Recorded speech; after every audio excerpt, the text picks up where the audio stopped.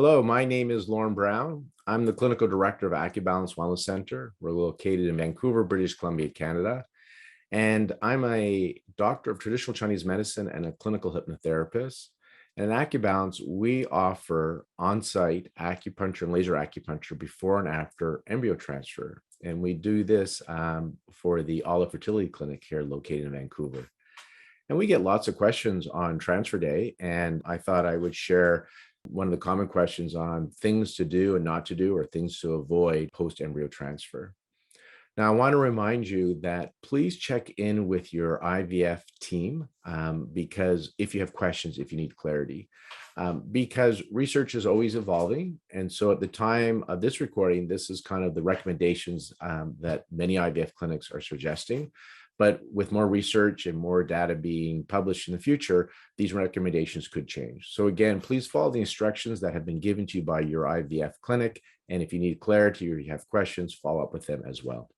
Now, what I've done is I have the relationships with quite a few REIs in Canada and throughout the state. So I just started asking them kind of why they do certain things. And I wanted to share the why behind some of these suggestions, because I know it's much easier to follow instructions when you have the why behind it. It's also a lot easier to remember too why you're doing it. So here are some of the suggestions that are recommended after your embryo transfer. And so things to avoid: swimming, hot tubs, baths for 48 hours following the embryo transfer. And a couple of reasons have been suggested for this. For one is when you have a transfer, a catheter is inserted through the cervix so they can gently lay the embryo into your uterus. And that catheter can cause the cervix, which is normally closed at this time, to get dilated, to open a little bit. And so bathing or swimming after within 48 hours could risk infection. So that's one of the reasons they don't want you to be in a pool or in a hot tub or in a bath. You can shower though. What about the heat part? Because they mentioned hot tub. Yeah, there is some literature out there that raising the body temperature in pregnancy can be dangerous to you could faint, but also, and this is due to the hormonal and blood changes. This is more later in pregnancy, but in early pregnancy, there is some discussion. There could be risk of fetal development or miscarriage in early pregnancy. Again, that temperature has to get up there. So if you're into your pregnancy, you're going to a hot tub, the literature and doctors are suggesting less than 10 minutes. What about the hot baths and after 48 hours? Yes, you can take baths after 48 hours. And yes, it can be a comfortable temperature. They suggest, though, that it not be scalding or uncomfortable, because again, they don't want your temperature to go over about 102.2 degrees Fahrenheit, which is about 39 degrees Celsius. Exercise. So on exercise, there's the strenuous exercise, and then there's bed rest. And in Chinese medicine, there's an expression, too little is too little and too much is too much. And so when it comes to that, bed rest would be no exercise. That would be too little. So bed rest is not recommended. There is research suggesting that there is no benefit to bed rest after an embryo transfer, and maybe possibility linked to negative impact on implantation. They suggest it could be related to some of the stress mechanism. This is why we recommend the acupuncture before and after transfer to help with the stress response. Also, I have a whole blog and a video on Fertility Now on, is it necessary to do bed rest? And again, that answer is no. On the other side, strenuous exercise. So again, they're recommending no strenuous exercise. So things like running, lunges, hot yoga, intensive exercises, hockey, tennis, skiing, you want to avoid that until after your positive blood pregnancy test.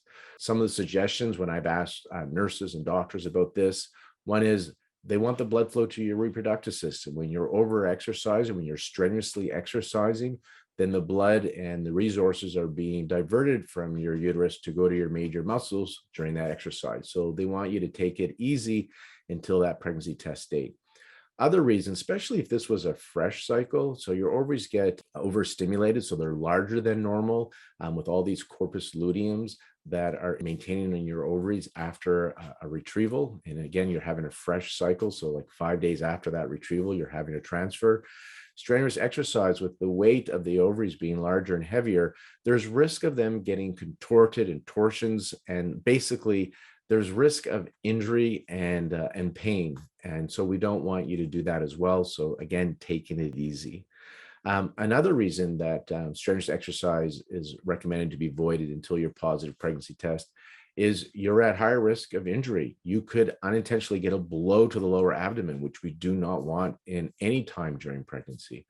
Also, you could get severely injured accidentally if strenuous exercise, requiring maybe you may need or want drugs or surgery because of this injury. And these are things that often we don't want to do if you are pregnant.